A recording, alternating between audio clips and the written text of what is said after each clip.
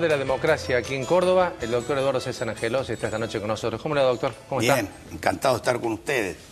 Igualmente, para repasar lo que fueron aquellos años, más allá de la historia después personal que usted tuvo, pero cómo se vivió en aquel momento el reinicio de la democracia. Yo le diría que a mí me tocó llevar el palo.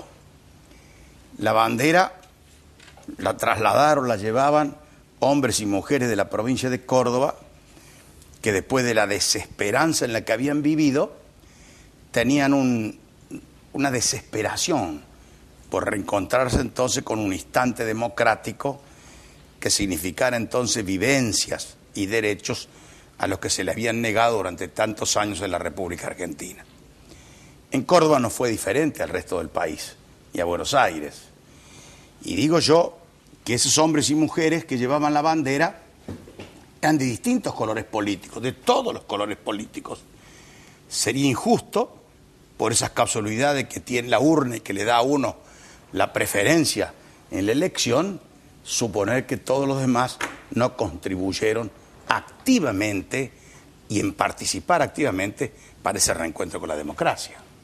Doctor, en aquel momento hablar de democracia era una instancia superadora que muchos realmente nos sentíamos conmovidos, como uno se conmueve ahora cuando ve las imágenes de aquel 10 de diciembre cuando asumía Alfonsín. Digo, ¿qué pasó después para que la gente hoy descrea precisamente un sistema como la democracia? Yo creo que, ¿qué pasó después? ¿Qué fue pasando a través de los tiempos, de los años? Me parece que no hubo un respeto trascendente sobre las instituciones de la República. Dejó en el camino lo que constituyó el Parlamento de los argentinos. Dejó también al costado el valor que tenía el proceso judicial o la de justicia en la provincia, en la República Argentina y en la provincia. Yo recuerdo algo que me pasó en el gobierno. Siempre imaginaba cómo podía ser la idea o concretarla de que la gente tuviera acceso a la justicia ahí donde vivía. Recuerdo entonces que más allá de los grandes centros importantes de la provincia, la capital, Villa María, San Francisco, ahí estaban asentados los juzgados de la provincia. Y nosotros tuvimos un éxito de esa manera o en ese aspecto. Creamos más juzgados en la provincia de Córdoba que toda la historia anterior de la provincia. Es decir, pusimos al alcance de ellos. Buenos o malos los jueces, aplicaron bien o mal la ley, pero la intención la tuvimos para realmente poner al alcance de ese ciudadano, de esa mujer, cuál debía ser esta instancia o esa posibilidad. Ahora, visto a través del tiempo, ¿no? Uno piensa que el deterioro más grande que ha tenido la política o la democracia ha sido la corrupción. Yo creo que ha existido y me parece que faltó seguramente la responsabilidad de los jueces para juzgar sin cortapisa y sin ningún inconveniente a quienes podían haber caído en eso. Usted sabe que yo debo ser el único, por lo menos en la historia del Parlamento, el Senado de la Nación, que pidió su propio desafuero y se sentó ante el banquillo de los acusados. Durante 5 o 6 meses no me tuvieron que hacer o imputarme y probarme responsabilidad, sino que tuve que demostrar yo mi inocencia con ese famoso artículo 268 bis. Me parece que si esto se hubiera llevado más enriquecimiento ilícito, ¿no? Claro, si se hubiera llevado más a fondo y muchos de los que estaban entonces imputados pudieran haber pasado por el banquillo de los acusados, sancionados o absueltos, como correspondía después de un juicio, esto hubiera dado más fe, más confianza en esas instituciones tan importantes. Doctor, si tuviera que hacer una autocrítica de sus 12 años de gobierno, ¿cuál sería? Y la primera, haber aceptado el tercer mandato en 1991. No lo debía haber hecho. Yo le pregunté una vez eso a usted me dijo, me lo pidieron mis compañeros, mis Exacto, amigos. fue así. Había, ya por entonces nos manejábamos mucho con las encuestas que tenía la provincia, es decir, que se hacían, y teníamos los encuestadores. Y estos encuestadores señalaban de que ninguno de los candidatos que había a la vista del radicalismo podía hacer una elección triunfante frente a De la Sota, que era el que iba a competir. Bueno, tanto fue la insistencia que debía aceptar, que no era el pensamiento de los constituyentes del 87, cuando establecieron la posibilidad de una reelección, habida cuenta el primer pedido que yo había tenido, ahí se terminaba toda posibilidad. Y yo lo confieso públicamente, paladinamente lo confieso, me equivoqué en haber dejado influenciar o influir por muchos de los dirigentes del partido. Estas cosas se pagan. ¿Usted la pagó? La pagué, sí, la pagué duro.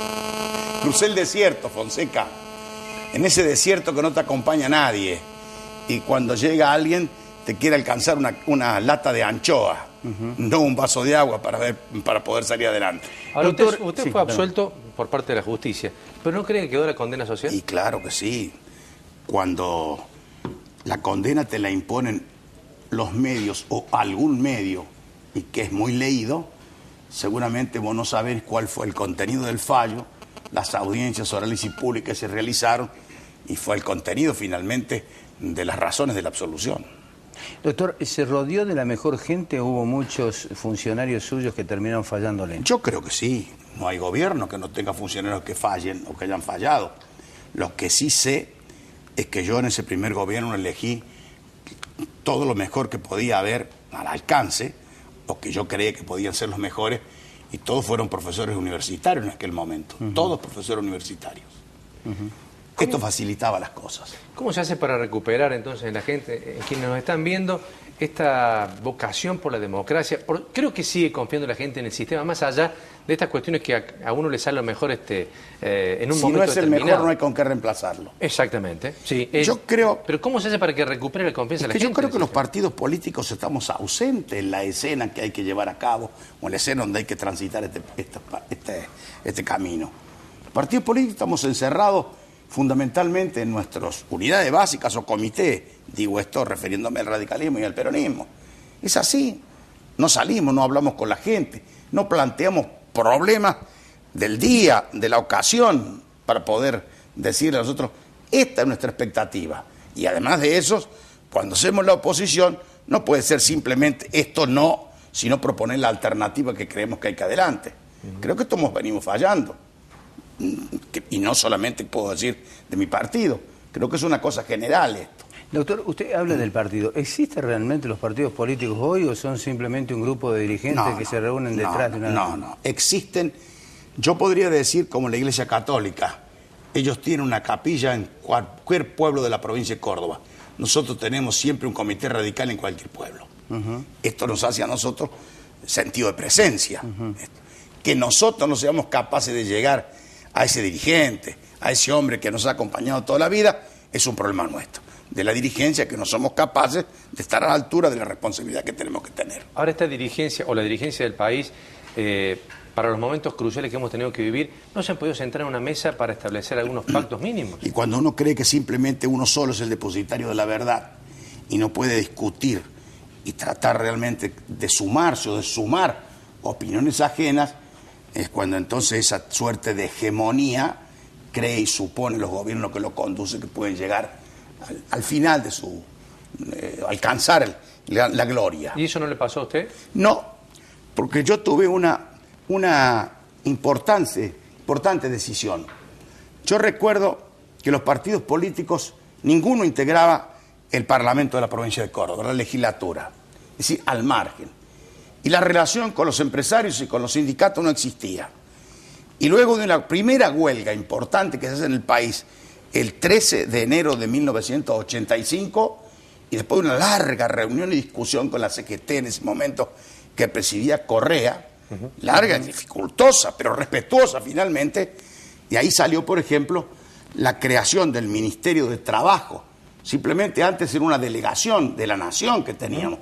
Recuperamos nuestros poderes, nuestras facultades y pusimos un ministro de Trabajo que tenía el equilibrio exacto de saber dónde tenía que poner el fiel de la balanza, que fue Jorge Sapia, hay que nombrarlo en estas cosas.